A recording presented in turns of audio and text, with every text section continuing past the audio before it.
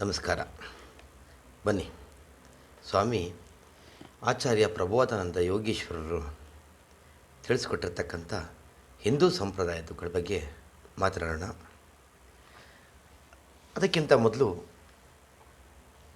ನಾನು ನಿನ್ನೆ ಹೇಳಿದ್ದು ಹಿಂದೂ ಅಥವಾ ಹಿಂದೂ ಅಂತಕ್ಕಂಥದ್ದು ಮೊದಲೇ ಇತ್ತು. ಹಿಂದೂ ಅಂತಕ್ಕಂಥದ್ದನ್ನು ಪರಕೀಯರು ನಮಗೆ ಅದನ್ನು ಹಿಂದೂ ಅಂತ ಅದನ್ನು ಮಾಡಿದ್ರು.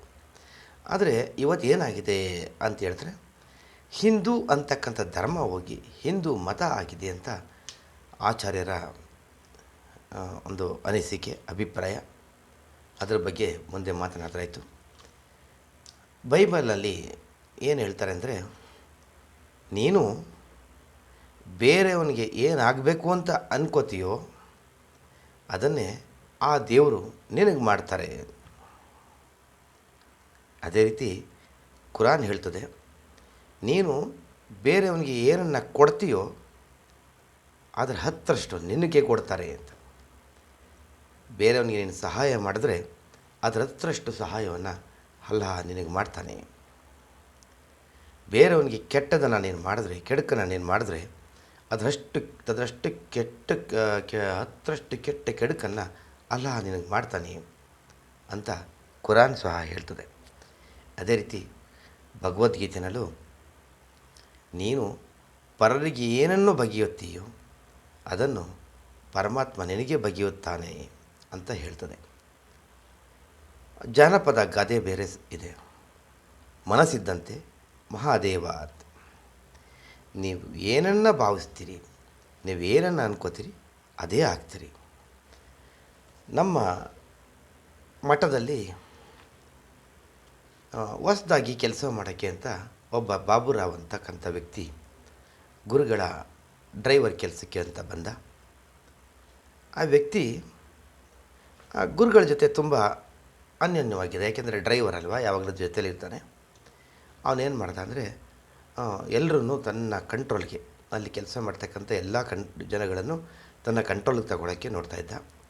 ಆಗ ಏನು ಮಾಡ್ತಾಯಿದ್ದ ಅಂದರೆ, ಯಾರು ಅವನ ಮಾತು ಕೇಳೋದಿಲ್ಲ ಅವ್ರಿಗೆ ಹೆದರಿಸೋದು.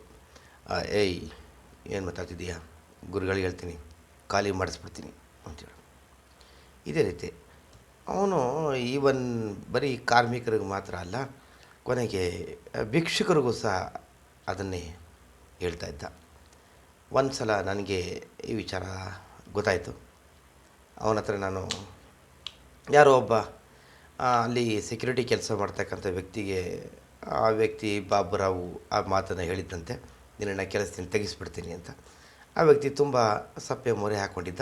ಅವನು ನನಗೆ ಹೇಳ್ದ, ಏನಣ್ಣ ಹಿಂಗೆ ಬಾಬುರಾವ್ ಹೇಳ್ದ, ಗುರುಗಳಿಗೆ ಹೇಳಿ ನನ್ನ ಕೆಲಸದಿಂದ ತೆಗೆಸಿಬಿಡ್ತಾನಂತೆ, ನಾನು ಕೆಲಸ ಬಿಟ್ಟು ಹೊಂಟೋಗ್ಬಿಟ್ರೆ ನನ್ನ ಜೀವನ ಹೆಂಗೆ, ಮತ್ತೆ ಇನ್ನೆಲ್ಲಿ ಕೆಲಸ ಹುಡುಕ್ಲಿ ಅಂತ. ನಾನೇನು ಮಾಡಿದೆ, ಬಾಬುರಾವನ್ನ ಭೇಟಿ ಮಾಡಿ ಅವನ ಹತ್ರ ಮಾತಾಡಿದೆ.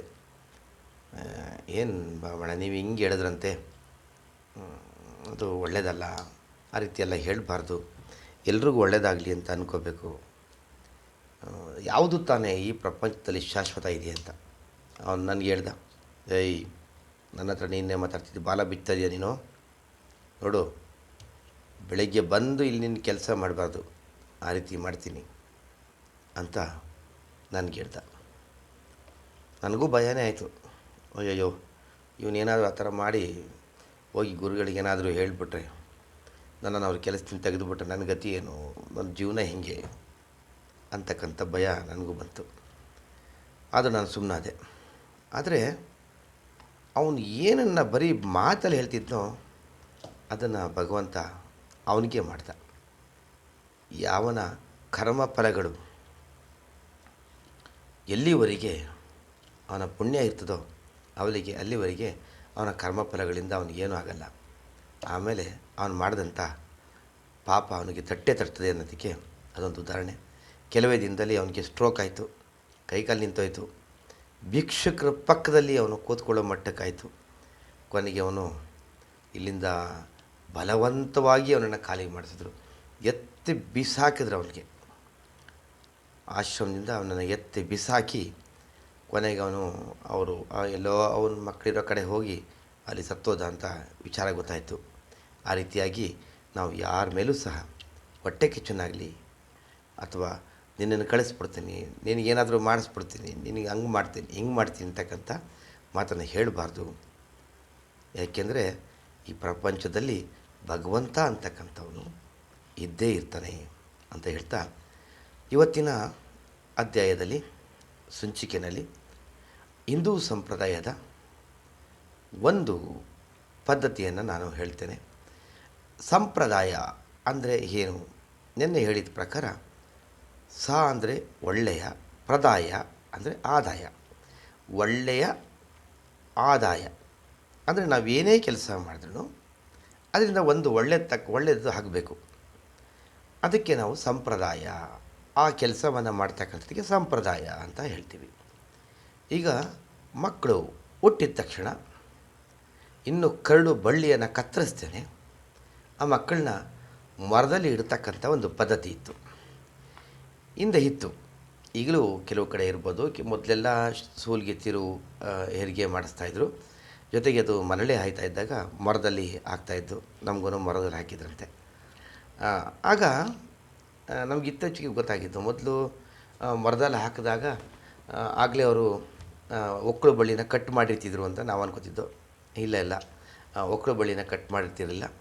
ಒಂದಷ್ಟು ಜನಕ್ಕೆ ಕರೆದು ತೋರಿಸಿ, ನೋಡಿ ಮಗುನ ನೋಡಿ ಅಂತ ಹೇಳಿ ಆಮೇಲೆ ಒಕ್ಕಳು ಬಳ್ಳಿನ ಕತ್ತರಿಸಿ ಮತ್ತೆ ಅದನ್ನು ತೊಟ್ಟೆಲಿಗೋ ಇನ್ನೊಂದು ಕಡೆನೋ ತಾಯಿ ಮಗ್ಳಿಗೋ ಹಾಲು ಕುಡಿಸೋದಕ್ಕೋ ಇನ್ನೊಂದಕ್ಕೋ ಮಲಗಿಸ್ತಾ ಇದ್ದಂತೆ. ಯಾಕೆ ಈ ಪದ್ಧತಿ ಅಂದರೆ, ಮೊರ ಅಂತಕ್ಕಂಥದ್ದು ಜಳ್ಳು ಮತ್ತು ಕಾಳುಗಳನ್ನು ಬೇರೆ ಮಾಡ್ತಕ್ಕಂಥ ಒಂದು ಸಾಧನ. ಪ್ರತಿಯೊಂದು ಸಹ ಮನುಷ್ಯ ಈ ಜಗತ್ತಿನಲ್ಲಿ ಒಳ್ಳೆಯದು ಕೆಟ್ಟದರ ನಡುವೆ ಬದುಕ್ತಾನೆ. ಈ ಮನುಷ್ಯನನ್ನು ದೇವರು ತಾಯಿಯ ಹೊಟ್ಟೆನಲ್ಲಿ 9 ತಿಂಗಳು ಸುರಕ್ಷಿತವಾಗಿ ಬೆಳೆಸಿ ಅಲ್ಲಿಂದ ಹೊರಗಡೆ ಈಗ ಅವನು ಬಂದಿದ್ದಾನೆ. ಈಗ ಅವನನ್ನು ಒಳ್ಳೆಯದು ಕೆಟ್ಟದು ಎರಡೂ ಇರತಕ್ಕಂಥ ಈ ಜಗತ್ತಿಗೆ ದೇವರು ಕಳಿಸ್ಕೊಡ್ತಾ ಇದ್ದಾನೆ. ಆ ಮರದ ಕೆಲಸ ಏನು? ಒಳ್ಳೆಯದು ಮತ್ತು ಕೆಟ್ಟದನ್ನು ಎರಡನ್ನೂ ಕೇರಿ ಅಥವಾ ತೂರಿ ಜಳ್ಳನ್ನು ತೆಗೆದುಹಾಕಿ ಕಾಳುಗಳನ್ನ ಉಳಿಸ್ಕೊಳ್ತಕ್ಕಂಥದ್ದು. ಕಾಳು ಅಂದರೆ ಒಳ್ಳೆಯದು ಫಲ, ಜಳ್ಳು ಅಂದರೆ ಕೆಟ್ಟದು ಪಾಪ. ಅದಕ್ಕೆ ಮರಕ್ಕೆ ಯಾಕೆ ಹಾಕ್ತಾರೆ ಅಂದರೆ, ಅಜ್ಞಾನ ಅಂತ. ಮರ ಜ್ಞಾನದ ಪ್ರತಿರೂಪ. ಈಗ ಇವನನ್ನು ನಾವು ಜ್ಞಾನದ ಪ್ರತಿರೂಪಕ್ಕೆ, ಈಗ ಹುಟ್ಟಿದಂಥ ಈ ಮಗುವನ್ನು ಜ್ಞಾನಕ್ಕೆ ಹಾಕಿದ್ದೀವಿ. ಮುಂದೆ ಆ ಮರದಲ್ಲಿ ಅವನು ಕಾಳುಗಳನ್ನ ತೂರಿಕೊಂಡು ಆರಿಸ್ಕೊಂಡು ತನಗೆ ಬೇಕಾಗಿರ್ತಕ್ಕಂಥ ಜ್ಞಾನವನ್ನು ಪಡ್ಕೊಂಡು ಪುಣ್ಯವನ್ನು ಸಂಪಾದನೆ ಮಾಡಿಕೊಂಡು ಒಳ್ಳೆಯದನ್ನು ಗಳಿಸ್ಕೊಂಡು ಬದುಕ್ತಕ್ಕಂಥದ್ದು ಅದು ಅವನಿಗೆ ಸಂಬಂಧಪಟ್ಟಂಥ ಜವಾಬ್ದಾರಿ ಅವನದು ಅಂತ ಹೇಳ್ತಕ್ಕಂಥ ಒಂದು ಆಚರಣೆ. ಮಗುವನ್ನು ಮೊರಕ್ಕೆ ಹಾಕತಕ್ಕಂಥ ಸಂಪ್ರದಾಯ.